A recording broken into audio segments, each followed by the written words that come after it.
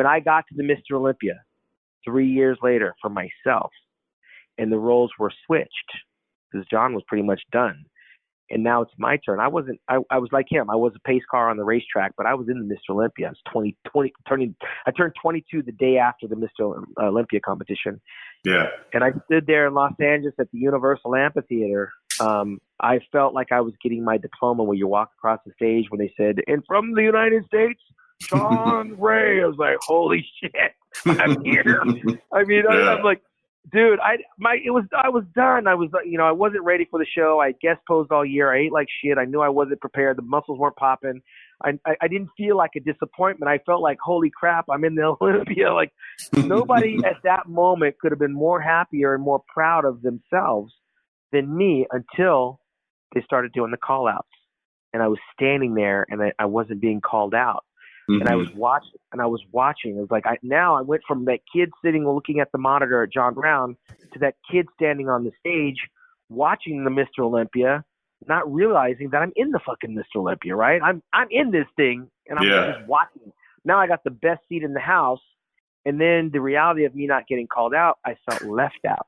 I felt, what an opportunity I just missed. Like, I'm supposed to be out there. Mike Quinn is getting called out before me. I didn't value Mike Quinn's physique. I thought, I got a better physique than him. He's got no hamstrings, got no calves. He's top heavy.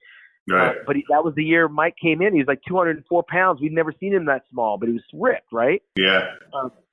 And then I'm looking at Lee Labrada in his sweats before the show, and I'm thinking, God, he looks like he's 100 pounds dripping wet. I got this guy. And he peels off, and standing there looking at him 5 feet away, he looked like Mr. Olympia to me. Mm-hmm. And Labrada wound up getting, I think he was, what was he? He was fourth place that year. Yeah. And then, of course, Gaspari. I mean, the guy's living and breathing right in front of me. I could see the glutes and the veins and everything that we'd seen in the magazines. And then there was Haney. I'm like, oh shit. No one's beating him. Like, why are we all here? Yeah. I went from depressed because then I started getting called out with Robbie Robinson. And I got called out with Ron Love, and I got called out with Bob Paris. These guys missed their peak clearly. And they're at the back of the pack. I'm posing against Samir Banu. I'm like, hey, this Albert Beckles. I'm being called out with Albert Beckles. So when I came home and I'm eating my cake and my ice cream and I'm getting fat and I'm getting happy, I'm replaying it in my head going, I beat some really good guys. I was like 14th in this show that had 24 guys, and I beat Robbie Robinson. Yeah. I beat Albert Beckles.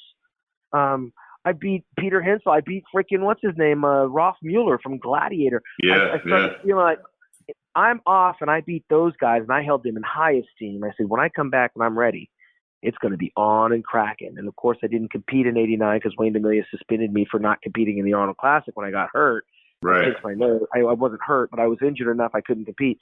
I came back in '90 and I got third place. That was all attributed to me standing on that 1988 stage and feeling like I was ignored, feeling like I was a pace car, and feeling like I was a fan. I said, never again. I'm coming prepared.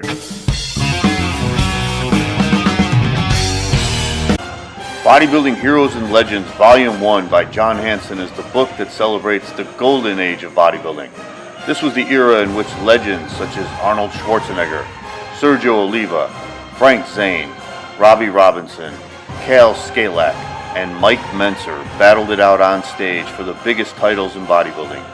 Read about some of the most exciting competitions that took place in the 1970s, including the Oliva-Schwarzenegger battles, Zane's first Olympia victory, and Skalak's controversial Mr. Olympia appearance, and much more.